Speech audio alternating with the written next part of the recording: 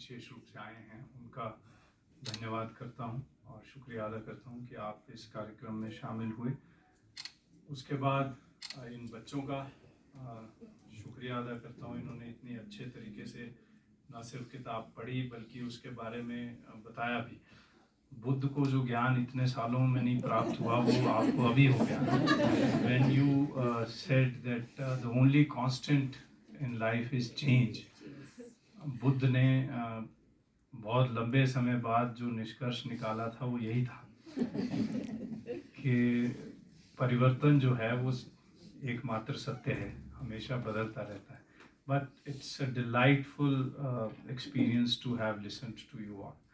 इतने अच्छे तरीके से आपने ना सिर्फ कहानियों के बारे में बताया बल्कि उसके बारे में जो आपने सोचा उसके बारे में बताया, और जो सवाल पूछे वो भी एकदम अगर डॉक्टर विद्यानिधि की जगह कोई और होता तो मैं होता तो मैं तो ना जवाब दे पाता, मुझे तो बड़ा मुश्किल था। सो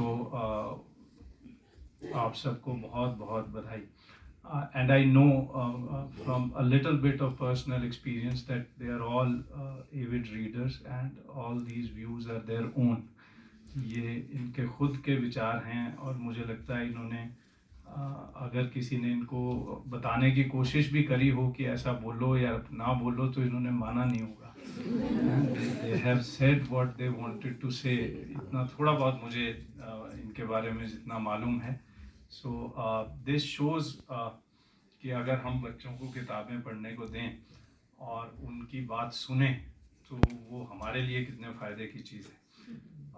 लेकिन बच्चे मुझे लगता है 2 या 3 वजहों से ही पढ़ सकते हैं, या तो उनके माता पिता पढ़ते हों घर में किताबें, या उनके टीचर्स स्कूल में किताबों का शौक़ रखते हों, या फिर बहुत अच्छी लाइब्रेरी हो जहाँ उनको जाने दिया जाए, या फिर चौथा उनको वंदना भागड़ा की तरह कोई मिल जाए तो वो उनको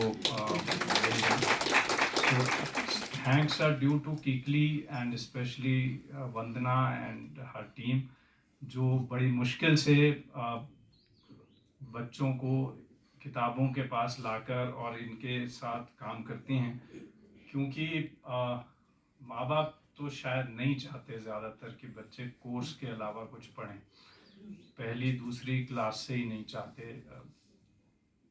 जब मैं छोटा था तो मेरे पिताजी कॉलेज में पढ़ाते थे तो हमारे घर में बहुत सारी किताबें मैगजीन्स आती थी। वो नॉवल फिक्शन लिटरेचर तो नहीं पढ़ते थे लेकिन वो अपनी सब्जेक्ट की किताबें बहुत पढ़ते थे और मैगजीन्स मेरे घर में बहुत आती थी। तो वो हमारे लायक होती भी नहीं थी लेकिन उसके बावजूद हम उनको बीच बीच में पढ़ते रहते थे। उसके अलावा उस वक्त नंदन, चंपक, चंदा मामा, लोटपोट ये बहुत छपती थी और पढ़ते थे। एक और मैगजीन आती थी मेरे पड़ोस में, दीवाना, वो मैं समझता हूँ वो अंग्रेज़ी जो पंच है उसका हिंदी स्थानीय एडिशन हुआ करता था। तो वो भी बड़ी पॉपुलर थी बच्चों में, हालांकि वो बच्चों के लिए ऐसी कोई मैगजीन नहीं थी लेकिन फिर भी तो मेरे पड़ोस में घर में आती थी तो उसको पढ़ने के लिए बड़ा नंबर लगा करते थे कि वो किसको मिलेगी। और हमारे घर के ऊपर जिस घर में संजौली में मैं रहता था वहाँ ऊपरली मंजिल में प्रोफेसर डॉक्टर हरिराम जस्टा जी रहते थे। वो एजुकेशन डिपार्टमेंट में थे, राइटर थे और उनका कुछ पब्लिशिंग से कुछ संबंध था शिक्षा विभाग में। उनके घर में बहुत किताबें थी। तो हम निचली मंजिल में रहते थे, वो ऊपर रहते थे। तो उनकी सबसे बड़ी बेटी शशि दीदी वो खिड़की खोल देती थी और मैं पाइप से चढ़ के खिड़की से उनके घर में जाता था नीचे। मैं उनके घर में सालों साल दरवाजे से कभी नहीं गया। मैं नीचे से पाइप से चढ़ के छज्जे के ऊपर से फिर खिड़की से अंदर घुसता था। वहाँ एक डाइनिंग टेबल जैसा टेबल था और पीछे की तरफ बहुत सारी किताबें थी। तो जस्टा अंकल की शर्त ये थी कि तू किताब लेके नहीं जाएगा, अगर तेने पढ़नी है तो यहीं बैठ के पढ़ेगा, किताब घर नहीं ले जा सकता। तो मैं खिड़की से चढ़ के ऊपर जाता था और वहाँ किताब पढ़ता था और खिड़की के रास्ते वापस आ जाता था। बहुत सारी किताबें, अमर चित्र कथा, पंचतंत्र, हितोपदेश, दूसरी कॉमिक्स और छोटी छोटी किताबें उनके घर में ही मैंने पढ़नी शुरू करी। मैं यहाँ शिमला में SD स्कूल में पढ़ता था, सनातन धर्म स्कूल में। हर हफ्ते हमारा एक लाइब्रेरी का पीरियड होता था और उसमें एक किताब पढ़ने को मिलती थी और टीचर्स ने तय कर रखा था कि आपको कौन सी किताब दी जाएगी, आप किस क्लास में हो तो आपको कौन सी किताब। तो हमेशा कोशिश हमारी ये होती थी कि दूसरी क्लास, बड़ी क्लास वाली किताबें जो नहीं मिल रही वो कैसे पढ़ी जा सकती हैं। और उस समय एक बड़ी मशहूर सीरीज छपनी शुरू हुई थी, राजन इकबाल की जासूसी उपन्यास जो हैं, वो पतले पतले छोटी छोटी किताबें थी, लेकिन उसको छुपा के पढ़ना पड़ता था डेस्क के अंदर, क्योंकि उसको कोई पढ़ने नहीं देता था। उसको बोलते थे कि ये नॉवल अभी तुम्हारी पढ़ने की उम्र नहीं है, लेकिन वो बच्चों के लिए लिखे हुए बहुत अच्छे नॉवेल्स थे। आज वो मिलते नहीं, लेकिन राजन इकबाल सीरीज उस समय हमारे स्कूल में हर दूसरे तीसरे दिन एक नई किताब आ जाती थी। वो कहाँ से आती थी, कौन लाता था ये मालूम नहीं, कोई भी आती थी, फिर वो पूरी क्लास में सर्कुलेट होती थी और आमतौर पर हम उसको डेस्क के अंदर रख के पढ़ते थे और थोड़ा थोड़ा बाहर निकाल के एक पेज पढ़ लिया, फिर टीचर आगे को गए तो दूसरा पढ़ लिया। तो उसी से चलते मैंने किताबें पढ़नी शुरू की। फिर यहाँ शिमला में माल रोड पर हर संडे को रशियन लिटरेचर मिलता था। शेरे पंजाब के पास जो एंटीक शॉप थी, उसके बाहर वो कपड़ा बिछा के वहाँ पर किताबें बेचते थे। वो रशियन प्रोपेगेंडा की वजह से बहुत सस्ता मिलता था। तो गोर्की, दोस्तोयेव्स्की, टॉल्स्टॉय, पुश्किन, इन सब की किताबें 2 रुपये, 5 रुपये, 10 रुपये, आज भी मेरे पास वो किताबें पड़ी हैं। तो उसमें 10-12 रुपये की क्राइम एंड पनिशमेंट का हिंदी ट्रांसलेशन जो है वो 12 रुपये की मैंने कभी 1988 में खरीदी है, वो मेरे पास पड़ी है। तो वो बड़ी सस्ती किताबें थी, बड़ी अच्छी उनकी छपाई थी। तो वो उसके बाद पढ़नी शुरू करी और धीरे धीरे और किताबों की तरफ मैं गया। जब मैं कॉलेज यूनिवर्सिटी में पहुंचा तो हमारी मुलाकात हमारे जो प्रोफेसर थे जर्नलिज्म के, प्रोफेसर वेपा राव, उनसे हुई। तो पहली बार उन्होंने समझाया कि हर किताब पढ़ना जो है वो ठीक नहीं है और किस उम्र में कौन सी किताब पढ़ी जानी चाहिए ये भी ध्यान देने की ज़रूरत है। मेरे हाथ में उन्होंने किताब देखी, वो ट्रांसलेशन था the stranger by Albert Camus के नॉवेल का ट्रांसलेशन था। तो he said, why are you reading this, this is not suppose to be read at your age. तो मैंने कहा, मैं अब तो यूनिवर्सिटी में हूँ और आप मुझे कह रहे हो कि मैं ये किताब ना पढूं। He said, I have seen a lot many people getting lost by reading books which are not supposed to be read by them at a particular age. और बहुत सी और चीज़ें उन्होंने बताई कि किताब जो है वो एक ही किताब आप अगर अलग अलग उम्र में पढ़ेंगे तो आपको अलग तरह से उसके साथ संबंध बनेगा। तो ये मैं इसलिए कह रहा हूँ कि शायद पेरेंट्स को, टीचर्स को और उन लोगों को जो चाहते हैं कि हम किताबें पढ़ें या बच्चे किताबें पढ़ें, आज के समय में चॉइस का सवाल बहुत ज़्यादा इम्पॉर्टेंट है। क्योंकि इंटरनेट के ज़माने में या जो ऑनलाइन डिजिटल मीडिया में जिस तरह से कंटेंट अवेलेबल है, उसमें ये और ज़्यादा महत्वपूर्ण हो गया है कि हम ये गाइड कर सकें कि किस तरह की किताबें जो हैं वो चूज करी जा सकती हैं। अल्टीमेटली तो ये पढ़ने वाले पे है, क्योंकि हमने पढ़ना सिखा दिया तो आप कुछ भी पढ़ें और लिखना सिखा दिया तो कुछ भी लिखें। बहुत ज़्यादा हम उसको कंट्रोल तो नहीं कर सकते, करना भी नहीं चाहिए, लेकिन लिखा इतना ज़्यादा है, किताबें इतनी ज़्यादा हैं कि हम पूरी ज़िंदगी में भी अगर रोज़ और सब काम छोड़ के किताबें पढ़ना शुरू कर दें तो शायद 1 या 2 अलमारियां लायक किताबें हम पूरी ज़िंदगी में पढ़ सकते हैं। तो अगर मैं रोज़ की एक किताब भी पढूं, जो कि संभव नहीं है, तब भी साल में 365 से ज़्यादा किताबें तो नहीं मैं पढ़ सकता। और अगर मैं 30 साल भी पढ़ता रहूं तो उतनी ही किताबें, 40 साल 50 साल तो उतनी ही किताबें मैं पढ़ सकता हूं, उतनी शायद एक ही साल में छप जाती हैं। तो कौन सी किताब पढ़ी जाए, कब पढ़ी जाए, कितना समय आप पढ़ने के लिए दे सकते हैं, इस सब के ऊपर बहुत कुछ निर्भर करता है। So the Kikli book club can do this commendable job of guiding young students, जो रीडर्स हैं, कि what is the range of books available for them and how they should graduate from one level to the other in terms of their reading habits. वो not in the sense of control. I may be sounding a 50-year-old man who is trying to say कि बच्चों को क्या पढ़ना चाहिए, क्या नहीं पढ़ना चाहिए. No, I am not saying that.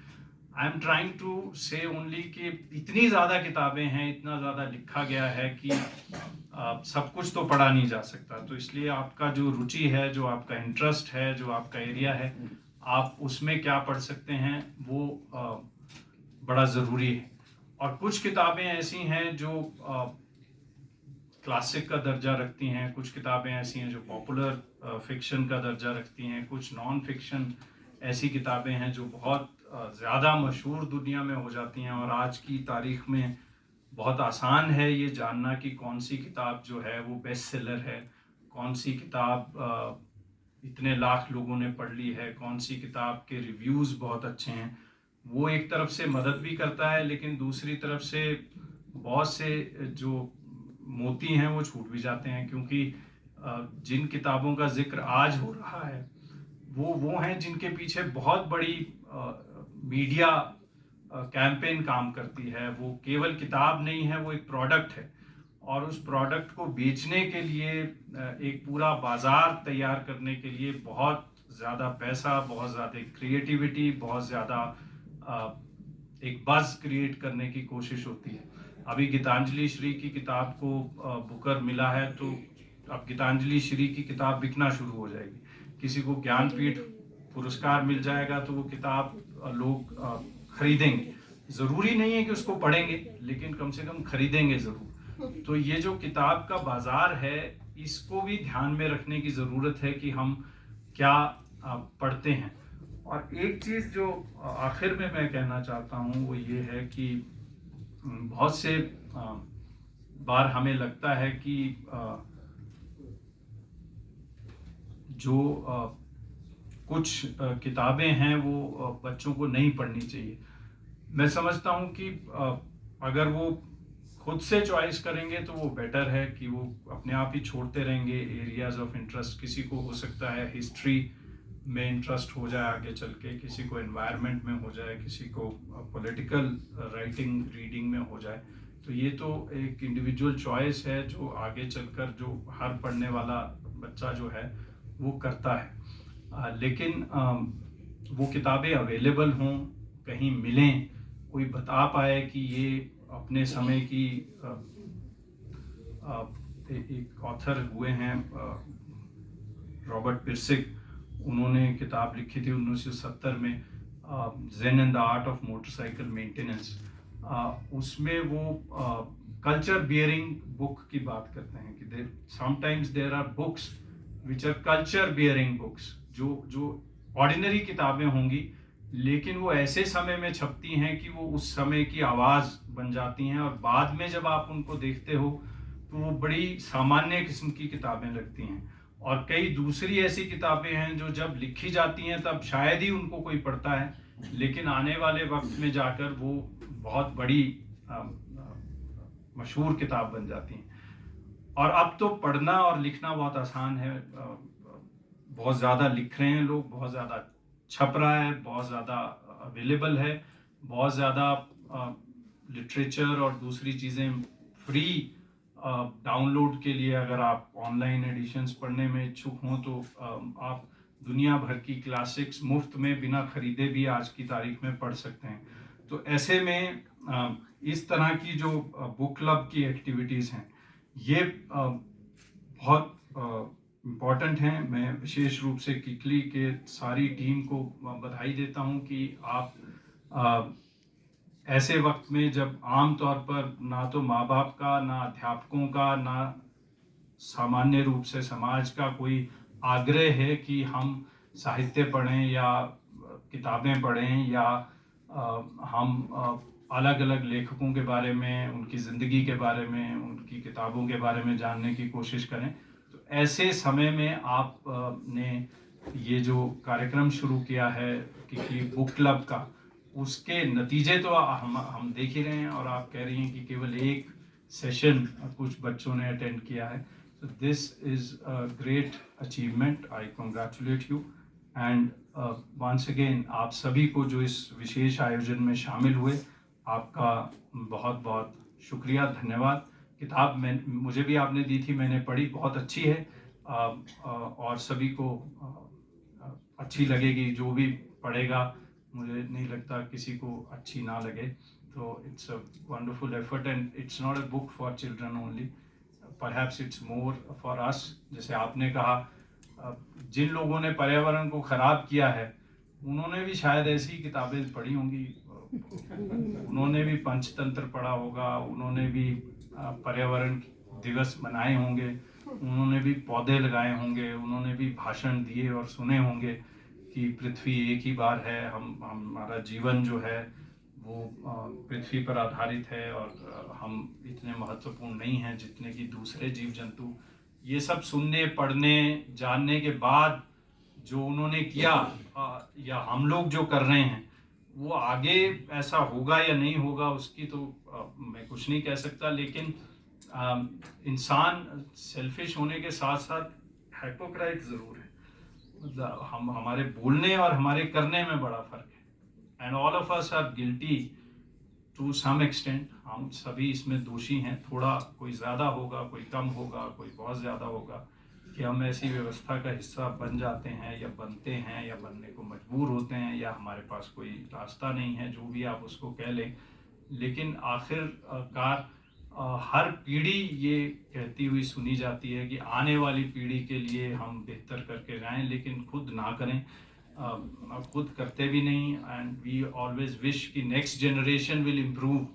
I don't know अब इसका आंसर क्या है, क्योंकि I am now in a generation which has already spoiled a lot and now has entered into the stage जिसको आपने उपदेश कहा कि we can now start telling the younger people कि आप इसके वारिस हो, आप संभालो, हमने तो जितना बर्बाद करना था कर दिया। So on an environment day, World Environment Day, I think what I don't know best कह सकते हैं इसको कि नहीं, what best is we can say is that we can feel sorry and we can ask for this forgiveness from people who are sitting here, that we have already made it quite bad for you, but again with the hope that things will not be bad for the future.